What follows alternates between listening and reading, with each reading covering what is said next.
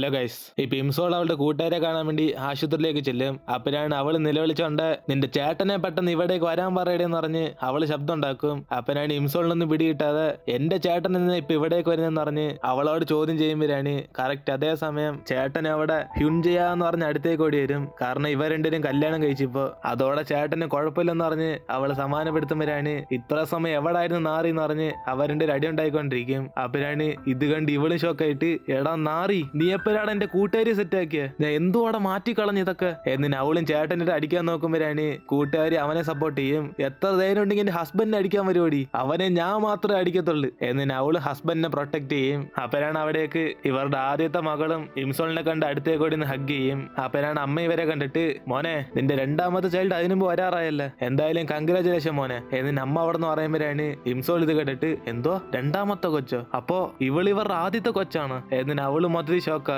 അതിനുശേഷം ഇംസോളും ബോസ് ദേഷ്യത്തിലാന്നറിഞ്ഞ് സീനിയറിനോട് വിളിച്ച് സോറി അറിയുമ്പോഴാണ് ഇത് കേട്ട് സീനിയറും എന്തായാലും കുഴപ്പമില്ല, ആ സുഞ്ച ഇവിടേക്ക് വന്നതില്ല, അവന് വരുന്ന വഴിക്ക് എന്താണ്ട് സംഭവിച്ചെന്ന്, അതുകൊണ്ട് അവ അപ്പ തന്നെ തിരിച്ചുപോയി എന്നിന് അങ്ങേരും പറയുമ്പോഴാണ് ഇത് കേട്ട് അവള് ഞെട്ടിയിട്ട് വരുന്ന വഴിക്ക് എന്തോ സംഭവിച്ചേ, വല്ല ആക്സിഡന്റിലും പറ്റിയായിരുന്നു, ഇത് ഞാൻ വേണം നേരിട്ടുണ്ട് സോറി ചോദിക്കട്ടെ, അപ്പൊ പ്രശ്നമെല്ലാം തീരത്തില്ല എന്നിന് ഇവള് പറയുമ്പോഴാണ് അങ്ങേരും അതിന്റെ ഒന്നും കുഴപ്പമില്ല, നമ്മളെ കാണാതിരിക്കാൻ വേണ്ടി ആ റീസൺ പറഞ്ഞ, ഇനിയിപ്പോ ഈ കാര്യമില്ല നമ്മുടെ ബോസ് പോയിക്കോളും, നീ സമാധാനപ്പെടും എന്നിന് അയാളും പറഞ്ഞ് ഫോൺ കിട്ടിയുമ്പോഴാണ് ഇവളും കുറച്ച് അപ്സെറ്റ് ആയിട്ടിരിക്കും. ഇനിയിപ്പോ എനിക്ക് സുഞ്ചയെ കാണാൻ പറ്റുമെന്ന് തോന്നുന്നില്ല എന്നിന് അവള് മനസ്സിൽ വിചാരിച്ചോണ്ടിരിക്കുമ്പോഴാണ് അതേസമയം ഇവളുടെ ഫോണിലേക്ക് ഒരു മെസ്സേജ് വരും. ഇവൾ അഴുക്കാക്കിയ ഡ്രസ്സിനെല്ലാം ചേർത്ത് 71 ലക്ഷം രൂപ പൈസ എന്ന് പറഞ്ഞ്. അങ്ങനെ ഈ മെസ്സേജ് അയച്ചത് സുഞ്ചയുടെ സെക്രട്ടറി ആണ്. കാരണം ഇവൻ പറഞ്ഞാണ് അതിനെല്ലാം പൈസ വാങ്ങിക്കണമെന്ന്. അതോടെ ഇംസോൾ ആ നമ്പറിലേക്ക് ഫോൺ വിളിക്കുമ്പോൾ ആ സമയത്ത് സുഞ്ച ആയിരിക്കും ആ ഫോൺ എടുക്കുന്നത്. അങ്ങനെ അവന് ആരാന്നറിയാതെ ഫോൺ എടുക്കാതിരിക്കുമ്പോഴാണ് ഇംസോൾ അവന് മെസ്സേജ് അയക്കും. Excuse me mister, first of all നിങ്ങളെ വെള്ളത്തിൽ തള്ളിയിട്ടതിന് സോറി, പക്ഷെ നിങ്ങൾ ആ തുണിക്കുള്ള പൈസ അയച്ചേക്കുന്ന കുറച്ച് ഓവറായിട്ട് തോന്നില്ല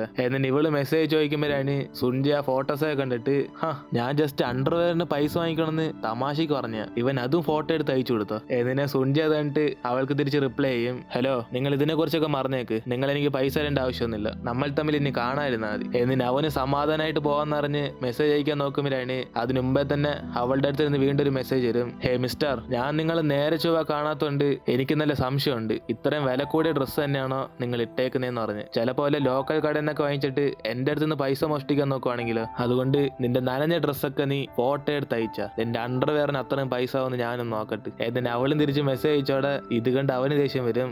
ഇവൾക്ക് ഇത്രയും ആറ്റിറ്റ്യൂഡോ, ഞാൻ ഇട്ടേക്കുന്ന ലോക്കലാന്നല്ലേ നീ പറയുന്നത്, ഇപ്പൊ കാണിച്ചു തരാം എന്നിട്ട് അവനും ദേഷ്യത്തിൽ അവ ഇട്ടിരുന്ന എല്ലാ ഡ്രസ്സും ഫോട്ടോ എടുത്ത് അവൾക്ക് അയച്ചു കൊടുത്തോണ്ടിരിക്കും. അവനാണ് അതേസമയം അവന്റെ സെക്രട്ടറി അവിടേക്ക് വന്നിട്ട് സുഞ്ചയാ നീ ഇപ്പൊ എന്തുവാ കാണിക്കുന്നത് എന്നിട്ട് അവൻ ചോദിക്കുമ്പോഴാണ് ഇവന് ബോധം വരുന്നത്.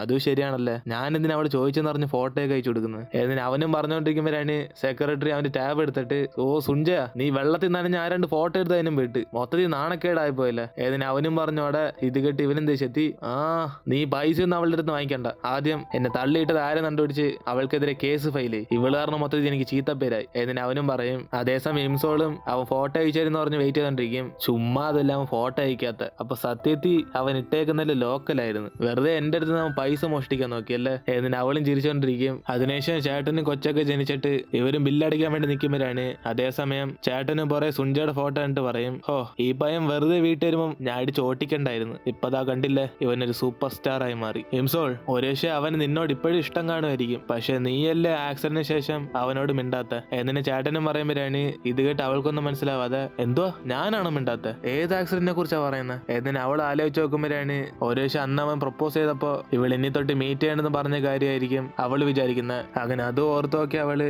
അവസാനം അവനോട് അങ്ങനെയൊക്കെ സംസാരിച്ചിട്ട് ഇപ്പൊ എങ്ങനെ നേരിട്ട് ചെന്ന് സംസാരിക്കുന്നതെന്ന് അവൾ ആലോചിച്ചോണ്ടിരിക്കും. അപ്പോഴാണ് അതേസമയം സുഞ്ചയെ കാണിക്കുന്നത്. അവൻ ഇപ്പോഴും ഹിംസോളിനെ മറന്നിട്ടില്ല. കാരണം ഇവർ സ്കൂളിൽ പഠിച്ചപ്പോ പ്രോമിസ് ചെയ്ത പോലെ അവൻ കറക്റ്റ് 2023 ന്യൂഇയറിന്റെ അന്ന് തന്നെ ആ കുഴിച്ചു വെച്ച സാധനം ഇവ എടുത്ത് കാണും. അങ്ങനെ അതിനകത്തുണ്ടായിരുന്നത് ഒരു ലെറ്ററും വാച്ചുമാണ്. അങ്ങനെ അവൻ ആ വാച്ച് എടുത്ത് നോക്കിക്കൊണ്ട് അവളെ കുറിച്ച് ആലോചിച്ചോണ്ടിരിക്കും. അതിനുശേഷം ഇപ്പൊ അടുത്ത ദിവസം വീണ്ടും പോലീസ് സ്റ്റേഷനിൽ നിന്ന് ഹിംസോളിനെ വിളിച്ചു വരുത്തും. കാരണം അവൻ ആ വെള്ളത്തിൽ തള്ളിയിട്ട് തന്നെ കേസ് ഫയൽ ചെയ്യാൻ പറഞ്ഞാണ്. അങ്ങനെ ആ പോലീസും അവന്റെ വീടിന്റെ അകത്ത് കയറാൻ നോക്കിയിട്ട് ഇപ്പൊ അവസാനം വെള്ളത്തിൽ തള്ളിയിട്ട് റിവെഞ്ച് ചെയ്യാൻ നോക്കുന്നുവെന്ന് ഇങ്ങനെ ദേഷ്യപ്പെടും. അപ്പോഴാണ് ഇവൾക്ക് മനസ്സിലാവുന്നത് ഇവളന്ന് വെള്ളത്തിൽ തള്ളിയിട്ടത് സുഞ്ചയായിരുന്നെന്ന്. അതോടെ അവള് മൊത്തം ഷോക്കായിട്ട് എനിക്ക് മാത്രം എന്തോ ഇങ്ങനെയൊക്കെ സംഭവിക്കുന്നു പറഞ്ഞ് അവള് വിഷമിച്ചിരിക്കുമ്പോഴാണ് ആ പോലീസ് ഒരു കോൺട്രാക്ട് എടുത്തിട്ട് അവൻ അവസാനമായിട്ട് ഇവൾക്കൊരു ചാൻസ് തന്നുണ്ട് ഇനി തൊട്ട് ഒരു 100 മീറ്റർ അവന്റെ അടുത്ത് നിന്ന് ഗ്യാപ്പ് ഇട്ട് നിൽക്കാൻ വേണ്ടി ഇവളെ സൈൻ ചെയ്യാൻ വേണ്ടി പറയും. അപ്പോഴാണ് അവളത് വായിച്ചു നോക്കിയിട്ട് എക്സ്ക്യൂസ് മീ സാർ, ഈ 100 മീറ്റർ എന്ന് പറയുന്നത് സ്ട്രെയിറ്റ് ആയിട്ടുള്ള ഡിസ്റ്റൻസ് ആണോ അല്ലെ റൗണ്ട് ആയിട്ടുള്ള ഡിസ്റ്റൻസ് ആണോ? എന്നിട്ട് ഇവളും ഡൗട്ട് വയ്ക്കുമ്പോൾ അങ്ങേരും ദേശെത്തി മിണ്ടാ സൈൻ ഇട്, ഇതിനർത്ഥം ഇനി മേലെ നീ അവന്റെ അടുത്തേക്ക് പോവല്ലെന്നാ.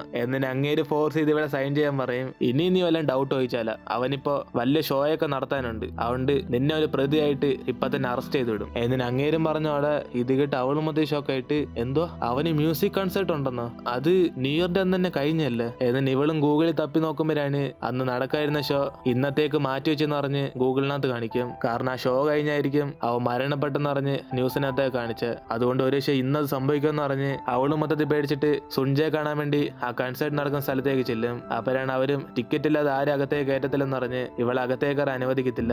അതിനുശേഷം അവളും അവന്റെ സെക്രട്ടറി ഫോം വിളിച്ച് അവസാനമായിട്ട് സുൻജയെ ഒന്ന് മീറ്റ് ചെയ്യണമെന്ന് പറയുമ്പോഴാണ് അവന് വേണ്ടി ഇവളുടെ സ്ഥലം സഹിക്കാൻ പറ്റത്തില്ലെന്ന് പറഞ്ഞ് സിഗ്നൽ ഇട്ടാത്ത പോലെ അവൻ പെട്ടെന്ന് ഫോൺ കിട്ടിയും. അതേസമയം ഇവൾ ഫോൺ വിളിച്ച കാര്യം സുൻജയോടെന്ന് പറയുമ്പോഴാണ് അവനും ദേഷ്യത്തി നിനക്കെന്താ വട്ടാണോ എന്നിങ്ങനെ നീ അവളോട് ചെന്ന് ചോദിച്ചിട്ട് അവളെ പറഞ്ഞേക്ക്. എന്നിട്ട് ഇവന് സെക്രട്ടറി പറഞ്ഞേക്കും. അതിനുശേഷം അവൻ ഈ ഡയലോഗ് പറയാൻ വേണ്ടി ഹിംസോളിനെ കാണാൻ പോകുമ്പോഴാണ് അവളൊരു ഫ്ലവേഴ്സിനകത്ത് അവളുടെ വിസിറ്റിംഗ് കാർഡൊക്കെ വെച്ചിട്ട് സുൻജയെ കാണാൻ സമ്മതിക്കുന്നില്ലെങ്കിൽ അറ്റ്ലീസ്റ്റ് എന്റെ പേര് ഹിംസോൾ എന്നെങ്കിലും അവനോട് ചെന്ന് പറയുന്ന പറഞ്ഞ് ഇവൻ ആ ഫ്ലവേഴ്സ് ഒക്കെ സെക്രട്ടറി കൊടുത്തേക്കും. അതിനുശേഷം അവൻ അതെടുത്തോണ്ട് സുൻജയെ കാണാൻ വേണ്ടി പോകുമ്പോഴാണ് അവൻ അതിനു മുമ്പേ തന്നെ ഷോ സ്റ്റാർട്ട് ചെയ്യാൻ വേണ്ടി പോയി കാണും. അതുകൊണ്ട് അവന് പിന്നെല്ലാം പറയാൻ പറഞ്ഞിട്ട് അവൻ അവിടെ കിടന്നുറങ്ങും. അതിനുശേഷം മ്യൂസിക് കൺസേർട്ട് സ്റ്റാർട്ടായി അവന്മാരും പാട്ട് പാടാൻ തുടങ്ങുമ്പോഴാണ് അതേസമയം കഴിഞ്ഞ വർഷത്തെ പോലെ ഇവൾ ഇതെല്ലാം പുറത്തുനിന്ന് കേട്ടിട്ട് അവൾ ഇമോഷണൽ ആവാൻ തുടങ്ങും. കാരണം ഇതിനു മുമ്പ് സംഭവിച്ച അതേപോലെയാണ് ഇപ്പോഴും സംഭവിച്ചുകൊണ്ടിരിക്കുന്നത്. അങ്ങനെ അവന് ഇംസോളിനെ ഓർത്ത് പാട്ടൊക്കെ പഠിച്ചിട്ട് ആ ഷോ പെർഫെക്റ്റ് ആയിട്ട് കഴിയുമ്പോഴാണ് അവസാനം എല്ലാവരും തിരിച്ച് വീട്ടിലേക്ക് പോയിക്കൊണ്ടിരിക്കുമ്പോൾ മഞ്ഞ് പെയ്യാൻ തുടങ്ങും. അപ്പോഴാണ് ഇവൾ ഓർത്ത് നോക്കുന്നത് ഇതേപോലെ അവന്റെ ഷോ നടന്നപ്പോ അന്നായിരിക്കും ഫസ്റ്റ് സ്നോ വന്നേന്ന്. അങ്ങനെ അത് വീണ്ടും സംഭവിക്കുന്നുണ്ട്. അവളും ചെറിയ ഷോക്ക് ഇരിക്കുമ്പം ഇതിനുമ്പ് നടന്ന സംഭവങ്ങളെല്ലാം അതേപോലെ റിപ്പീറ്റ് ചെയ്യും. അതായത് ഇപ്പോഴാ കൂട്ടത്തിന്റെ ഇട ഇവളുടെ ഫോൺ തറയിൽ വീണ് പൊട്ടിപ്പോവും. ഇതെല്ലാം കണ്ട് അവളും പേടിച്ചുപോയി. ഇതിനുമ്പ് നടന്നെല്ലാം വീണ്ടും നടക്കുവാണ്. അപ്പൊ സുൻജയ്ക്ക് വല്ലതും പറ്റുമെന്ന് പേടിച്ചിട്ട് അവൾ അപ്പൊ തന്നെ അവിടുന്ന് ആ ബ്രിഡ്ജിലേക്ക് ചെല്ലും. കാരണം അവിടെ വെച്ചായിരിക്കും അവന് മീറ്റ് ചെയ്യുന്നത്. അതേസമയം സുൻജയാണ് അവൻ പാട്ടും പാടി തിരിച്ച് റൂമിലേക്ക് വരുമ്പോഴാണ് അവിടെ ഇംസോളിന്റെ ഫ്ലവേഴ്സ് കാണുന്നത്. അതേസമയം ഇവളും ആ ബ്രിഡ്ജിലേക്ക് ചെന്നിട്ട് സുൻജ ഒരിക്കലും ഇവിടേക്ക് വരില്ലെന്ന് പറഞ്ഞ് അവളും പ്രാർത്ഥിച്ചുകൊണ്ടിരിക്കും. കാരണം കഴിഞ്ഞ പ്രാവശ്യത്തെ പോലെ അവൻ ഇവിടേക്ക് വരുവാണ് പിന്നെ അവൾക്ക് ഉറപ്പാകും നടന്ന സംഭവം തന്നെ വീണ്ടും റിപ്പീറ്റ് ചെയ്യാന്ന്. അതുകൊണ്ട് അവൻ വരലെന്ന് പറഞ്ഞ് പ്രാർത്ഥിച്ചുകൊണ്ടിരിക്കുമ്പോഴാണ് പെട്ടെന്ന് ഇവളുടെ ഫോൺ റിംഗ് ആകും. അങ്ങനെ അവൾ അതെടുത്തിട്ട് ഇതാരാന്ന് പറഞ്ഞ് സംസാരിച്ചു തുടങ്ങുമ്പോഴാണ് പറയുന്ന സുൻജയും ഞാനാന്ന് പറഞ്ഞ് അവളെ തിരിഞ്ഞു നോക്കാൻ വേണ്ടി പറയും. അങ്ങനെ ഇവനെ കണ്ടതോടെ അവൾ മൊത്തത്തിൽ ഷോക്കാകും. അതുകൊണ്ട് അവൾ അടുത്തേക്ക് വന്നിട്ട് അവന്റെ അകത്ത് മഞ്ഞ് വീഴുന്നുണ്ട് ഇവളും കൊട ചെന്ന് കൊടുക്കുമ്പോഴാണ് ഇവളെ കണ്ടിട്ട് അവനും ഇംസോൾ നിന്നെ കണ്ടിട്ട് കുറെ വർഷമായല്ലേ, നീ എന്തോ ഇപ്പൊ ഇവിടെ നിൽക്കുന്ന, നിന്റെ കാറും എല്ലാം ബ്രേക്ക് ഡൗൺ ആയിപ്പോ.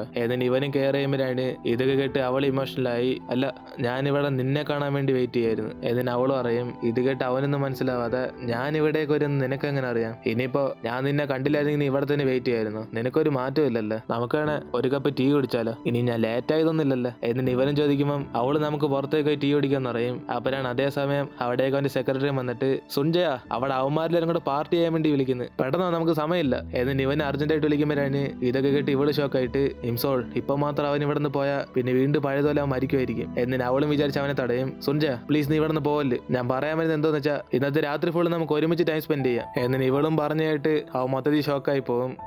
അങ്ങനെ അതോടെ നമ്മുടെ ഇന്നത്തെ എപ്പിസോഡ് എടുത്തിരുന്ന് വീഡിയോ ഇഷ്ടപ്പെട്ട എല്ലാവരും വീഡിയോ ലൈക്ക് ചെയ്തിട്ട് നിങ്ങളുടെ ഫ്രണ്ട്സിനും കൂടെ ഷെയർ ചെയ്യുക. സോ ഇനിയിപ്പോൾ നമുക്ക് അടുത്ത എപ്പിസോഡിൽ കാണാം.